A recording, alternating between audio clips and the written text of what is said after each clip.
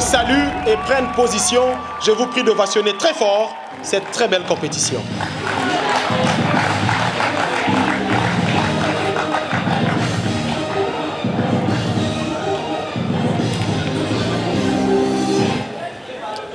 C'est avec ce trophée que rentrera ce soir le champion des joutes verbales francophones édition 2020. Alors qu'ils se saluaient, j'ai senti l'attraction de chacun vers le trophée. Qui va le remporter? Chers amis, que les mots fusent.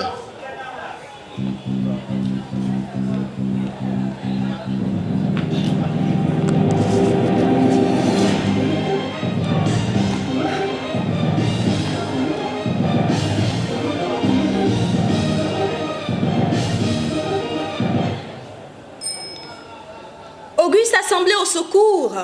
Un virus pandémique très dangereux menace notre humanité. Les symptômes d'un individu diagnostiqué positif à son infection sont des maux de tête, de légères nausées, une baisse d'énergie et principalement la gargouille. Mesdames et messieurs, le coronavirus, si depuis 2019 n'a fait plus de 1500 morts, le virus dont il est question ce soir tue 8500 enfants quotidiennement. Et pourtant, son antidote est simple et consiste à se laver les mains proprement et régulièrement 3 fois par jour et à se vacciner avec un bon plat équilibré. Ce virus met en danger notre humanité. Ce virus est la cause de décès de milliers d'enfants quotidiens. Ce virus est connu sous le nom de virus de la malnutrition. Ma plaidoirie ce soir ne consiste pas à demander aux hommes de tuer leur envie de devenir père. Non. Ni aux femmes d'étouffer leur désir de porter dans leurs entrailles leur descendance. Personnellement, j'adore les enfants et le processus pour les faire encore plus.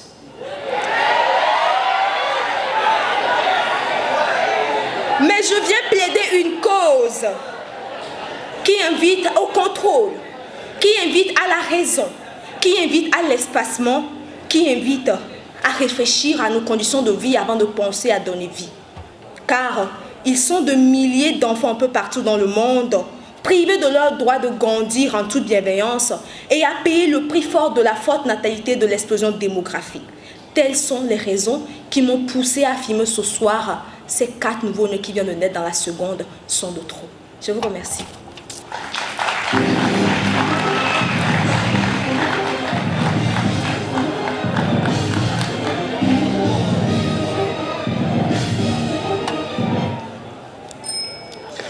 « 100 millions. 100 millions, c'est le nombre de spermatozoïdes déversés au cours d'un rapport sexuel. Mais parmi les quelques centaines de mille qui réussiront à survivre, un seul arrivera au bout de ce périple pour féconder sa moitié et constituer l'embryon, le premier stade de la vie de tout individu. Mais alors qu'après 280 jours, soit 9 mois dans l'utérus maternel, il a enfin l'occasion de pousser son premier cri. Ah! Et l'humanité osera lui dire qu'il est de trop. Sacrilège, blasphème, abomination, outrage. Mesdames, messieurs, honorables membres du jury, cher public, jamais un nouveau-né ne devra être mis sur le banc des accusés. Dire que ce nouveau-né est de trop, peu importe la famille dans laquelle il naît, peu importe les conditions dans lesquelles il voit le jour, serait un crime envers la nature humaine, tant la vie humaine est sacrée.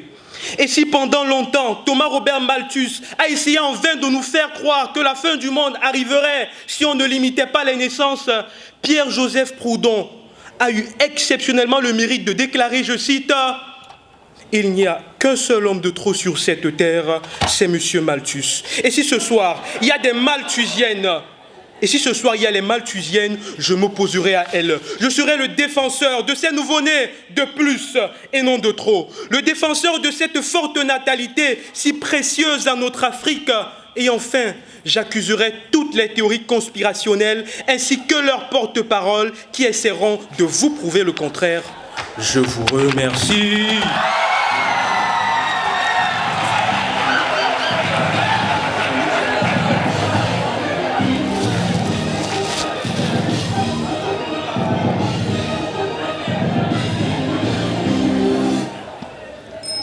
Mesdames et messieurs, si nous sommes arrivés au stade de nouveau-né, c'est que l'enfant est déjà né et qu'il faut faire avec.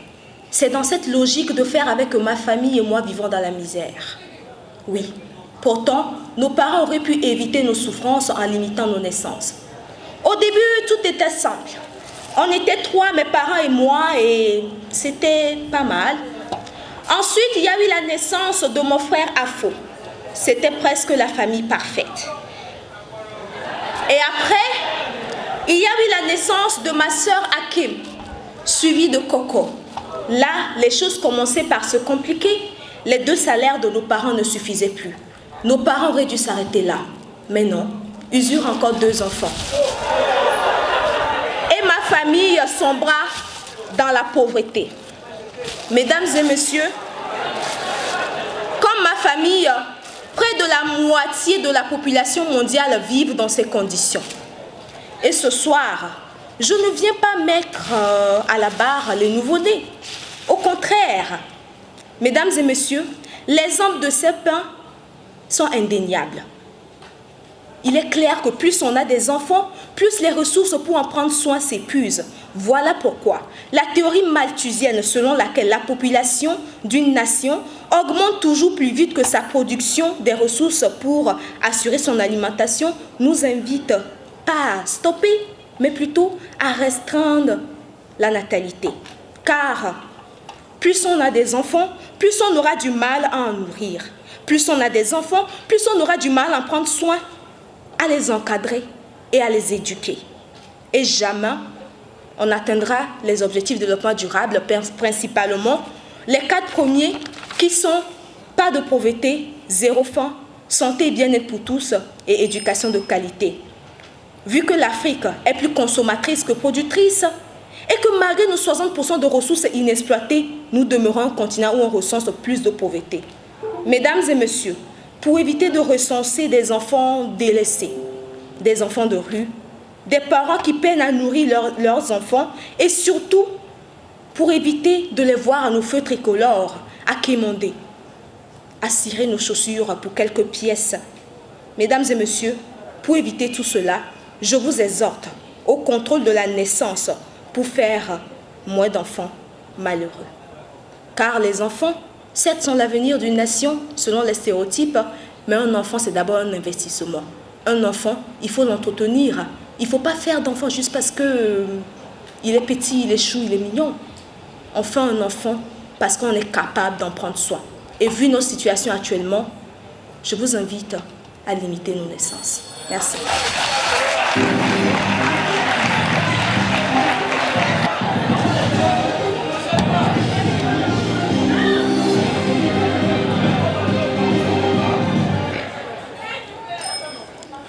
D'entrée de jeu, j'accuse ces personnes-là qui ont fait croire à nos femmes que ce nouveau-né est de trop. Parce que résultat de cause, elles ont eu recours à l'avortement et à l'arrivée, 16 000 en sont décédés selon l'Organisation mondiale de la santé. 1,6 million souffrent encore aujourd'hui des complications parmi lesquelles certains ne pourront plus enfanter. J'accuse également ceux qui ont cru, ceux qui ont soutenu la politique de l'enfant unique en Chine. Parce qu'à l'arrivée, c'est 13 millions d'enfants qui auront été abandonnés, cachés, tout simplement parce que le gouvernement leur a dit « ce nouveau-né est de trop ». Mesdames, messieurs, un nouveau-né ne sera jamais de trop. Et Jean Baudin l'a bien compris en affirmant, je cite, « Il ne faut jamais craindre qu'il y ait trop de citoyens, car il n'est de richesse que d'hommes. Tenez l'exemple du Nigeria à côté, qui est la première puissance économique d'Afrique. Les femmes ont en moyenne 5 enfants. Pensez-vous réellement que la croissance économique de ce pays n'a rien à voir avec cette forte population? Mesdames, Messieurs, ce soir, je suis en Bazin parce que je veux honorer notre identité culturelle qu'on a très souvent perdue. Chez nous, en Afrique, oui, nous sommes en Afrique. Plus d'enfants confèrent de l'influence. Plus d'enfants confèrent une main-d'œuvre familiale importante. Et croyez-moi, l'Afrique est l'avenir de demain. Avec 2 milliards d'habitants projetés en 2050, que vous plaidez ou non, l'Afrique sera le pourvoyeur de tous les continents en ressources humaines. Réjouissons-nous donc car le meilleur est à venir. Plus de nouveau-nés équivaut à plus de créativité, équivaut à plus d'innovation. Parce que chaque nouveau-né qui voit le jour, s'il est bien encadré, fera exprimer le talent qu'il possède. Si les parents de Arthur Zank n'avaient pas fait cet enfant, il n'y aurait pas eu le cardiopade. Qui ne vous dit pas que ce nouveau-né qui vient de naître à la maternité du CHU Sylvanus Olympio va nous découvrir le remède contre le virus du sida? Qui ne vous dit pas cela? La jeunesse aujourd'hui est un atout majeur pour le développement du continent. J'en perds mes mots parce que cette jeunesse, je crois en elle. Et à mon dernier passage, je vous dirai la vérité sur ce qui est de trop dans ce pays. Je vous remercie.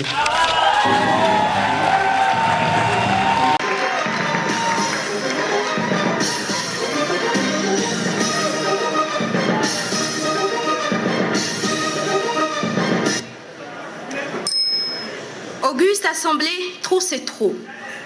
L'espoir, la persévérance. Toutes ces valeurs qui donnent confiance aux parents d'avoir beaucoup d'enfants sans penser au lendemain. Mesdames et messieurs, il est temps d'arrêter ces stéréotypes selon lesquels un enfant est un don de Dieu, un enfant est l'avenir d'une nation. Un don de Dieu ne dort pas dans la rue. Selon l'UNICEF, 100 000 enfants, c'est le nombre d'enfants qui dorment sur nos côtes chaque nuit. Mesdames et messieurs, l'avenir d'une nation n'abandonne pas ses études par manque de moyens, comme les 36% de nos élèves chaque année. À l'heure actuelle, le mal est déjà fait. Le mal est déjà fait. La moitié de notre population a moins de 20 ans et vivent dans des conditions archaïques, ce qui les pousse à se donner aux débauches.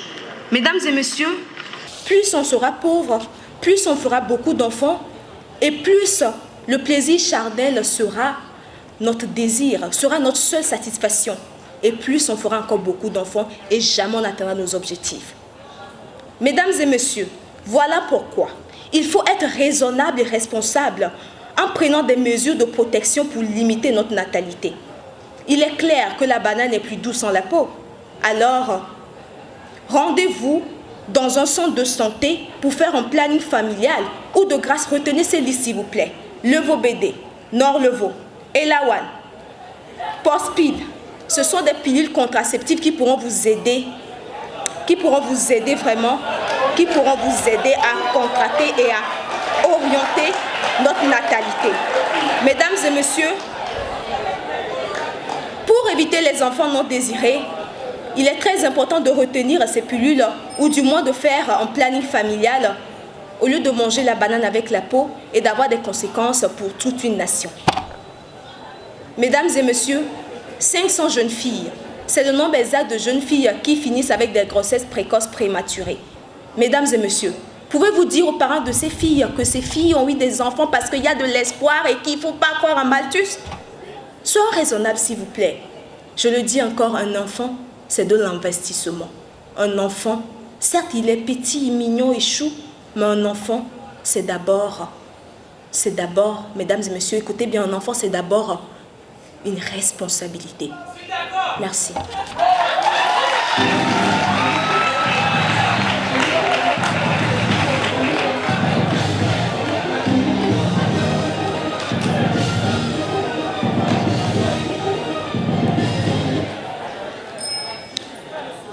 Mesdames, Messieurs, un nombre important d'individus vivent aujourd'hui dans la misère, mais le terme adéquat est la pauvreté et non la surpopulation.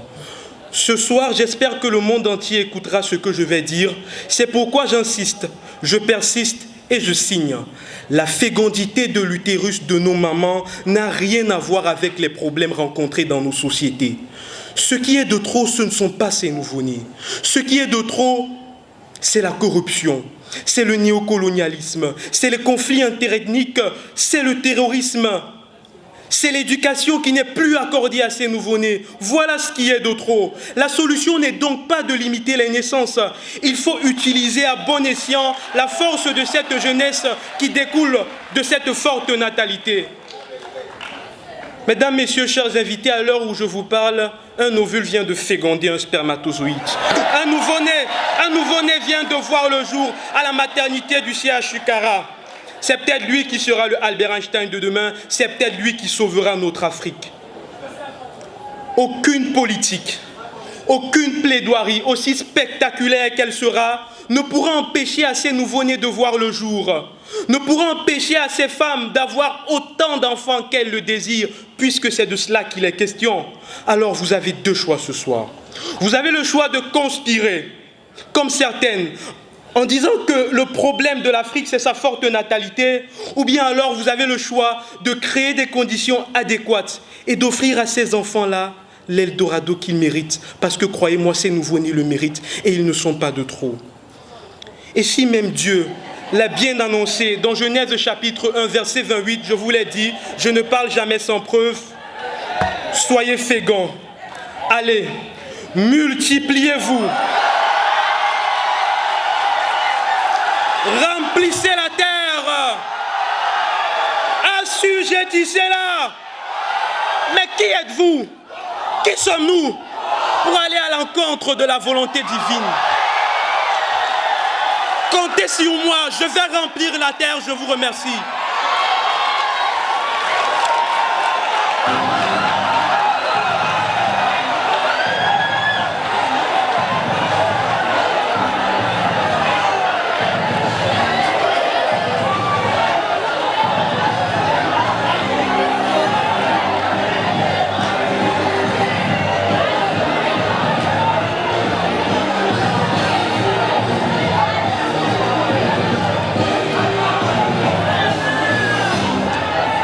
À l'heure actuelle, il y a nombre de femmes et d'hommes qui sont en train justement,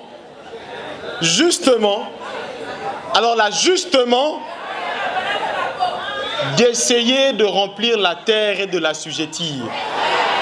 L'innovation qui va suivre les JVF6 sera sûrement que ce débat soit diffusé dans leurs chambres. Mesdames, Messieurs, nous allons raccompagner nos chers amis, nos chers valeureux candidats, Malaika Nabilatou Ismaïla de ISAGES et Harold Kwanfak de la Faculté des sciences de la santé. Ils ont débattu sur le thème « Ce nouveau-né est de trop ».